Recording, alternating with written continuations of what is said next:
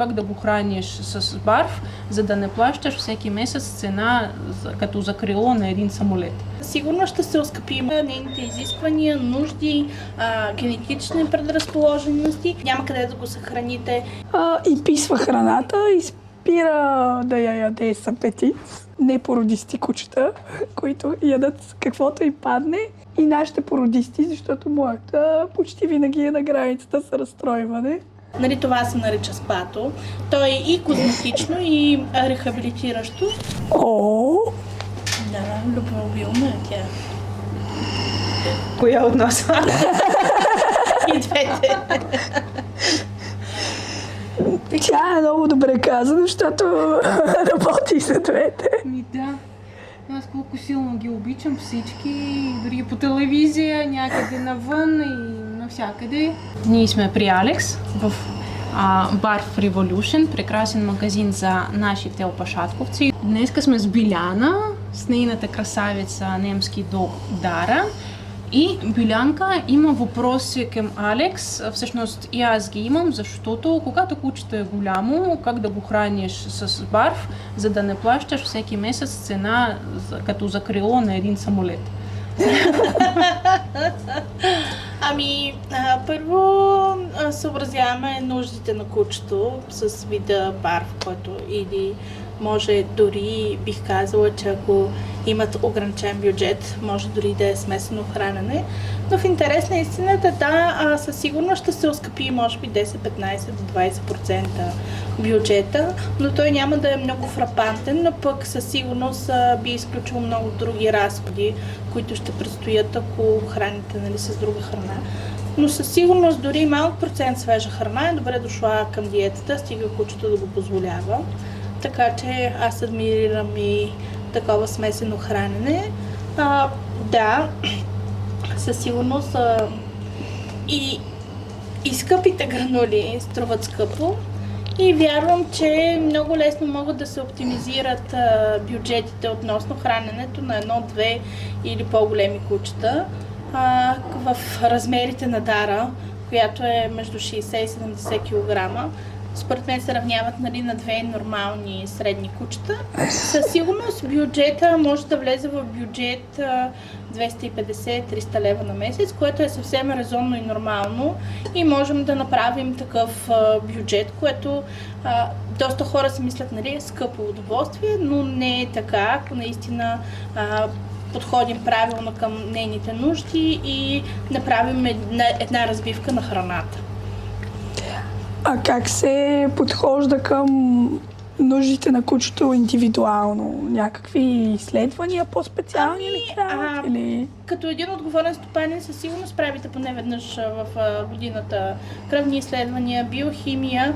Имам предвид постъпваме индивидуално спрямо породата, нейните изисквания, нужди, генетични предразположености и разбира се, правим анамнеза, както правят и докторите преди каквито и да е манипулации, за да разберем всъщност тя как се чувства, как приема смяна на храна, какви предпочитания има към какви протеини, дори това да са били в обработена храна.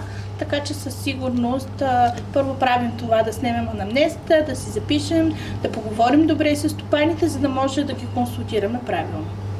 Значи това не е нужно да се случва изцяло при ветеринар, а дори вие може да направите такова меню. Доста ветеринари всъщност не са нутриционисти и те не винаги са запознати с породите. Заради това и при нас кинологията ни дава една много полезна основа за това да познаваме породите, и да бъдем полезни за кучетата, за тяхните нужди, защото със сигурност те имат и различни такива. Всъщност и познанията ние доста подхождаме с внимание към всеки клиент и разбира се имаме доста информация за нашите клиенти, и кучетата им, какво се случва, как им се отразява храната, какви породи храним, колко процента от тях, как им се отразява с какви... Ела насам, Дара, че микрофона е Ще пукаме в този подкаст, ще пукаме, да. И всъщност ние имаме доста голяма база от информация за това как се отразява на различни породи, на различни възрасти, кучета, как се хранят, какво се случва. Така че за нас е изключително важно да имаме тази информация, за да бъдем полезни не само на самото куче, а на всички останали, които идват след него. Като стопани, които доста пътуват и се опитват често да пътуват из кучето, барф винаги трябва да е в фризер ли? Задължително барфа се съхранява в фризер. Колко време издържа без фризер? Без фризер до 3 дни, но разбира се, пътуванията на повечето са не повече от 12 часа. Съответно, спокойно може да се пренесе в хладилна чанта или съответно да са проучили предварително на място, където отиват, дали има някъде, откъдето могат да си закупят барф.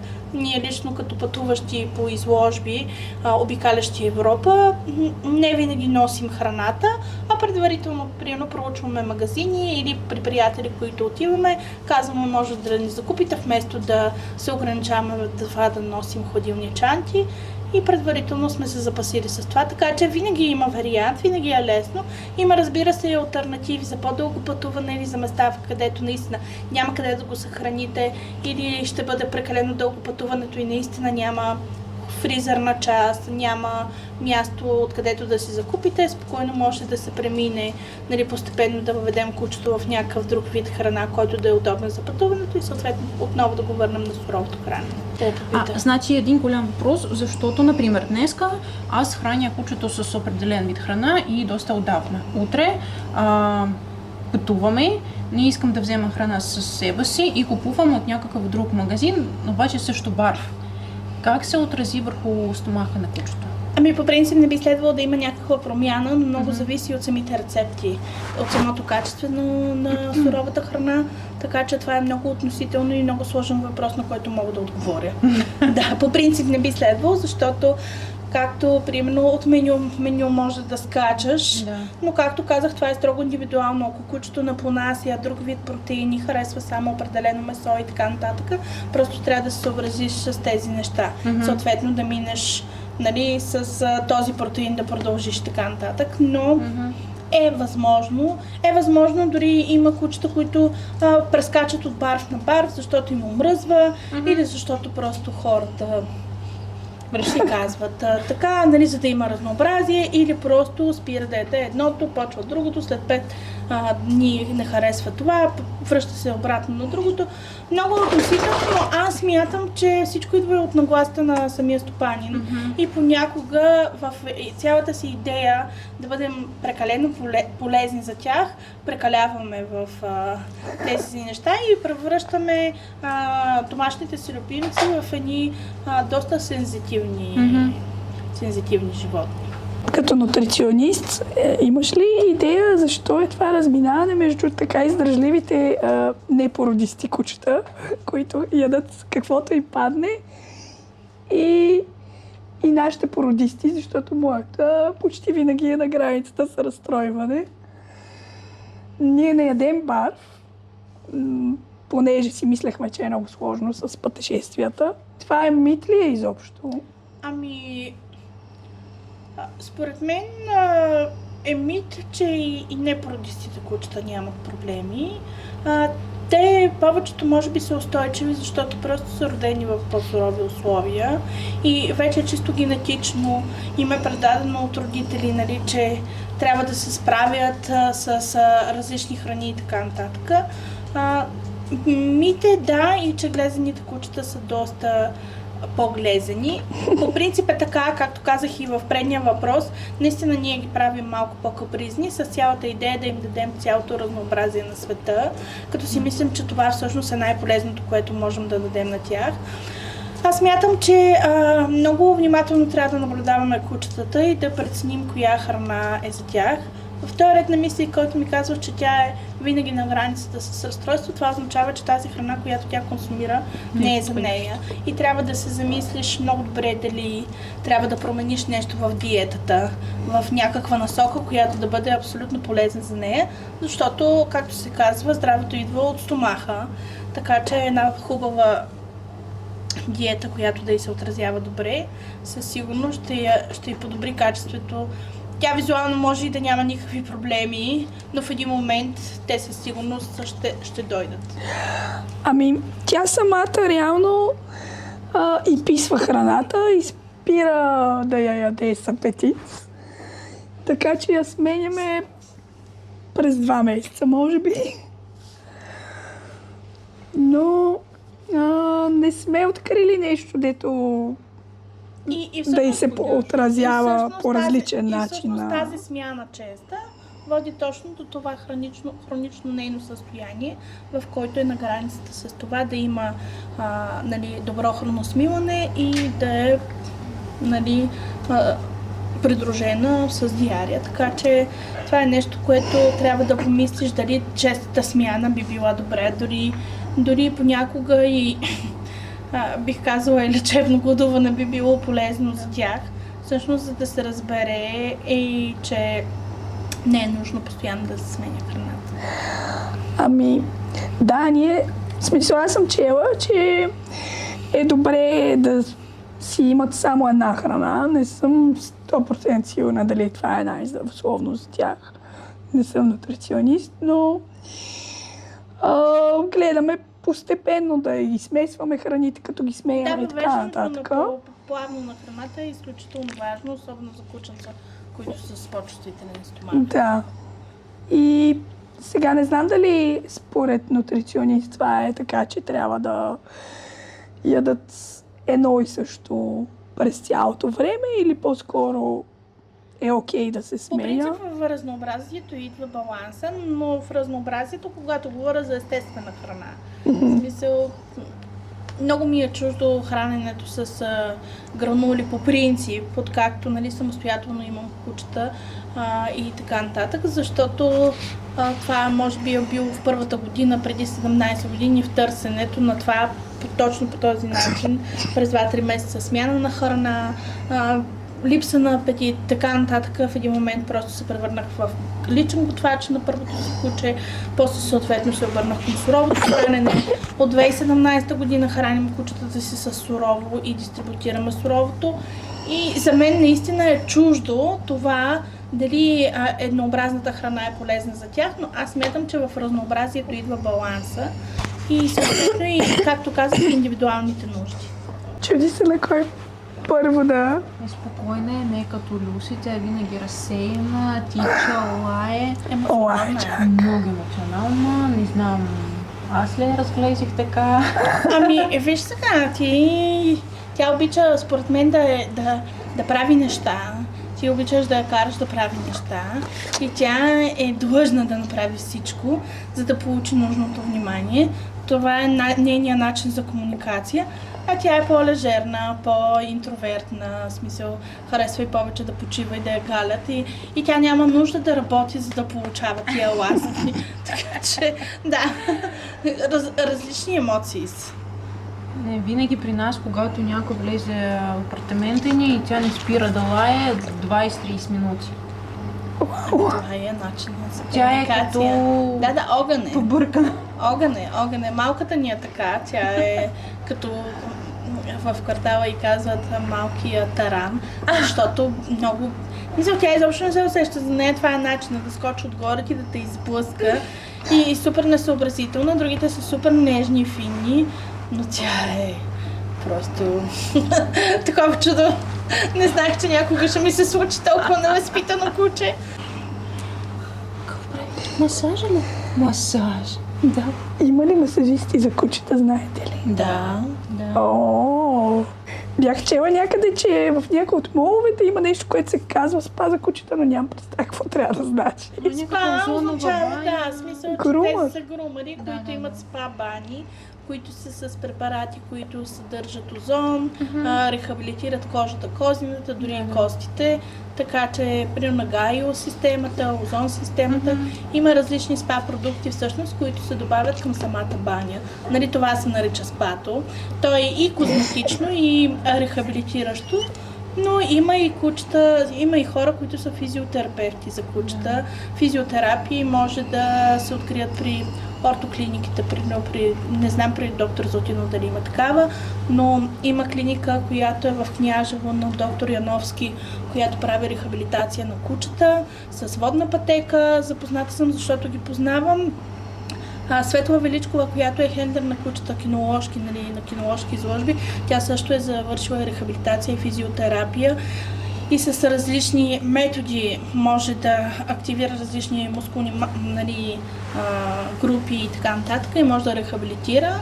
Както и има и холистични ветеринари, като доктор Ралица Гранчарова, която чрез масажи, чрез иготерапия, чрез лъчетерапия може да задейства различни метаболитни процеси, мускулни процеси, където да работи правилно за здравето на домашните ни любимци. Ние сме ходили често с възрастните ни далматинка, ходихме и с по-младите, когато сме имали проблеми, така че понякога е необходимост. Говоря за превенция, не е нужно да има проблем, за да може всъщност да предотвратим по-сериозни такива. Има масажисти, които работят с акупунктура.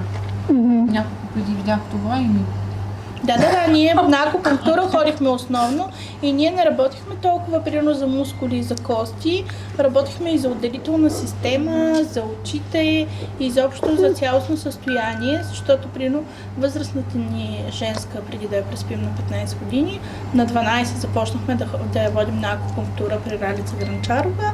Първо акупунктурата искахме да направим превенция за това да се движи до края, да бъде опорно-двигателната система да работи добре. Отделно тя след късна кастрация имаше доста проблеми с отделителната система и се напишкаше от време на време. И това борихме, разбира се, защото те се работят върху различни точки, които отговарят за различни заболявания и проблеми. Работихме и за очите, защото имаше старческа катаракта и смея да твърдя, че след втора процедура очите й се избистриха и до последно тя се виждаше и се чувстваше супер добре. Така че със сигурност не е само ефект плацебо, не е просто нещо, което виждаме, със сигурност има нужда просто от постоянство. Да. Аз също и за кучета, които не се развъждат, съм си мислила дали има минуси кастрацията и ето, че при вас е довело има минуси и за това съм си казала, че сега има и плюсове, разбира се, примерно има женски, които често правят фалшива бременност. Може да доведе до пиометрия, може да доведе до хормонални проблеми, дори до примерно такива, които да доста сериозни, такива като рак и така нататък. И това е добра превенция, но не винаги това е решаващо, така че все още не мога да претегля добре дали е окей да се кастрира или да не се кастрира относително. Да. Знам, че доста ветеринари препоръчват да се кастрира, но на мен ми се струва, че малко е, за да не заболеем от рак, да си отрежем нещо. Да. Ама... Чисто хормонално, когато хормоналните проблеми водят до такива неща, бих се съгласила с кастрацията, но когато всичко е наред, не виждам някаква полза от това. Да, как се чувства кучето и ти решаваш всъщност, искаш ли кучета или не. Това е детската градинка на 2, 3, 4 месеца и може би и повече. И след това, например, имаш кучето, отдаваш го и трябва да проследиш как ще живее при нови стопани. При мен това е голяма занимавка, няма как да отдам кучето, кученце и така, и забравям за него изобщо. Да, със сигурност. Отговорността от създаването на едно куче, според мен, е до живот. Както и аз постъпвам и всяка седмица имам новини от всички кучета, но е страшен ангажимент. Понякога е натоварване, понякога е прекалено дори, особено в първите 1-2 години, докато повярваш, че наистина си избрал най-добрия стопанин за твоето куче, редовно проверяваш, досаждаш, питаш, там си, винаги си там и ако не можеш физически, защото примерно повечето някои са в чужбина, то физически си тук в София, ако са кучета. Наистина ангажимента от това да създадеш един живот е огромен. Да. Дори то се става въпрос за куче, нали, защото някои не могат да го разберат това нещо. И какво яде? Да. Как се чувства? Сега Къде живее? Къде спи? ти имаш и храна. Защо не си взел храна? С колко го храниш? Къпал ли си го? Ела да му изрежа ногтите. Това са честите обезпаразити ли го? Еди кой си месец му ваксината да ти напомня. И в смисъл всичко. Просто е... Имаш децата по света. Да, имаш деца по света. Абсолютно, като ние имаме на 3 континента деца. Да, и до ден днешен се грижа за кучета, които са ми в Щатите. Нали, те са на българи, които живеят в Щатите. И примерно периодично им събирам тук обезпаразитяващи, не знам си какво, не знам защо. И им ги изпращам, защото пък примерно в Щатите мога да кажа, че едно обезпаразитяващо е $60. Нали, тук е 6 лева един милпразол, който, нали, разликата е огромна. И те ми се доверяват избора на обезпаразитяващи и така нататък. И винаги се грижа и за двете сестрички, които са в Щатите. И аз не спирам. За мен е отговорност, а пък и Мисия. Мисия, да. Абсолютно. Да. Разкошно е, че има такива човеци. Има. Да. И защото Пък и макар хубаво- не всички да сме Хубаво е да даваме неопашатковци, не всички Хубаво сме е да човеци. даваме пример. Нали, доста често и хора, които, нали, са от другата страна, които спасяват и бездомни, ни наричат сноби, но... Така е. Всъщност, монетата има две страни, и ние като сноби имаме също обществена позиция и отговорност към безпородните и бездомните кучета. Да. Мисля, че тук трябва да преминем към следващата ни тема относно дайте права на кучета, да сме с тях навсякъде. О, да! О, да.